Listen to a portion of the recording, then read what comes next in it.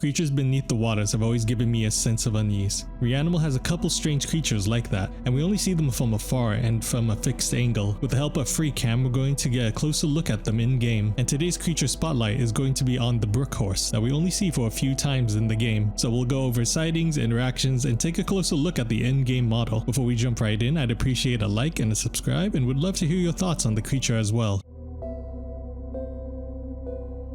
As I mentioned, the Brook horse only appears in few areas of the game. It mainly appears in the deep flooded areas since this creature is aquatic. Right after we escape the hotel, we enter a large flooded outdoor area. In this area, we can see the lighthouse where the pelican creature took our bandaged friend in the distance, a massive cannon on a small island, and another path blocked by the Brook horse itself. Throughout this section of Reanimal, the Brook horse just stays there until we get close to it, or after we fire a cannon at it. After firing the cannon, we can see it float in place before sinking into the depths below, which will allow us to pass safely into the next area. When I first played the game, I thought that was it for the Brook horse, but we ended up going down into the water in a diving cage. Down there, we walked in the flooded city streets. Going further in, we find what I assume is the same Brook horse that we shot with the cannon. It felt like a short walk considering how far we sailed past him. For all I know, this could be a different one. We then begin to take its eye and return back to the diving cage, but the Brook horse wakes up and starts to chase us until it blows up several mines when it tries to catch us. The very last time we see this creature is when it tries to drag our diving cage back down with it. Luckily, the cage door breaks open and we jump out in time before it sinks back down into the depths, never to be seen again.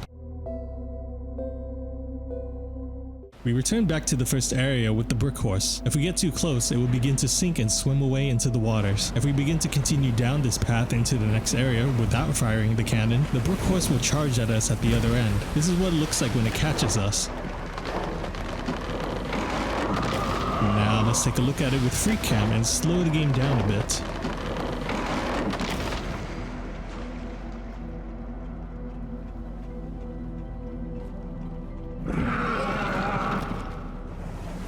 Our next interaction with it is when we fire the cannon. We are pretty far from the Brook horse to clearly see what happened to it. With the free cam, I pause the game just when I fire the cannon. After moving the camera closer and unpausing the game, we can get a closer look at how it reacts.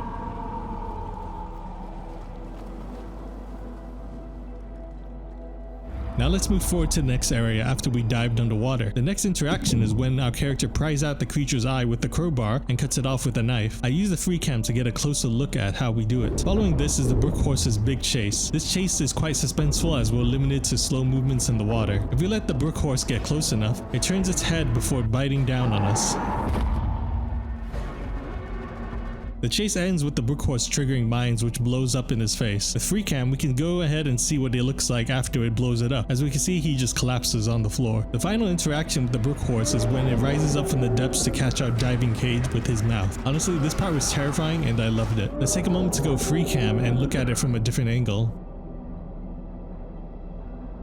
No matter the angle though, this scene just looks so awesome. Let's see what happens when we don't escape the cage in time. Now let's take a look at it with free cam, slow the game down a bit and just view it from different angles.